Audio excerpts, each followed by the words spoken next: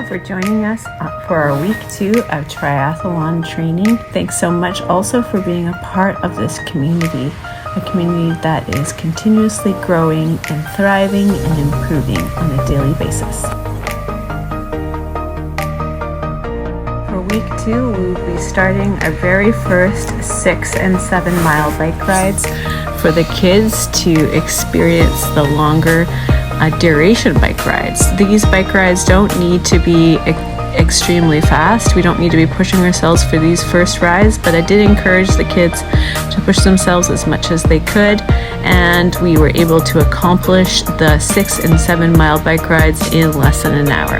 In order to get the kids used to doing multiple forms of cardio exercise at one time, we often do the bike rides and the runs on the same day, and we can also do a bike ride and a swim on the same day. So for this week, for the first day, we did 1 bike ride and 1 swim, and the swim was shorter because the bike ride was longer, and then we did 1 bike ride and 1 run for the first 2 days of our workout challenge. On this third day, we will be doing a run, a bike ride, and a swim all in one day.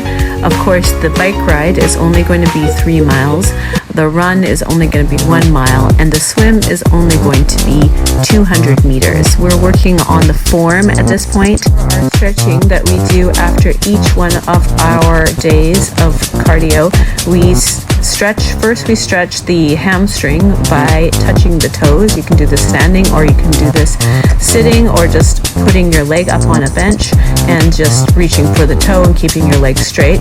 Then we do an inner thigh stretch where you pull your heels towards your bottom and as close to your bottom as you can while pressing outwards on your knees, and you try to hold each stretch for at least 15 seconds. The kids struggle with this quite a bit, and you may find it difficult as well when you're pushing yourself. Try to go up to 45 seconds for your stretch. It's very important to stretch. Stretching really helps the muscles to recover. Now for this stretch, the kids really wanted to do kind of like a split, so we just went ahead and tried out like a split stretch, which is another inner thigh stretch. The kids really enjoyed that. They thought it was fun. And then the next stretch we're going to do is quadricep stretch. This one is really important for running. Keep your body up straight. Put your hips forward, and you can also reach. The reaching stretch helps you to maintain your balance.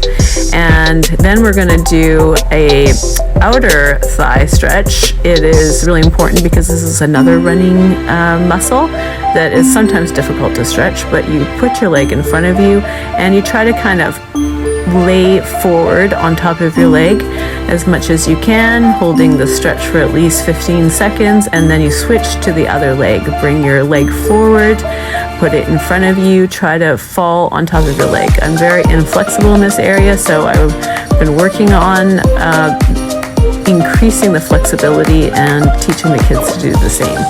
And here we're going to do another hamstring stretch. That's reaching down, touching the toes, trying to keep the knees straight. It's difficult to get the kids to keep their knees straight. And also try to make your hands flat on the ground if you can, or just reach and touch with your tips of your fingers. And then hold it there for 15 to 45 seconds. Keep that morale up for you and your kids and your team. And let's go, peoples. Let's work out hard and have the best week ever.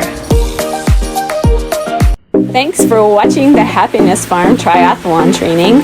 I hope to see you in Hawaii for the triathlon, or we hope that you will come to one of our adventure weeks, family weeks, women's week, or any of our other training weeks.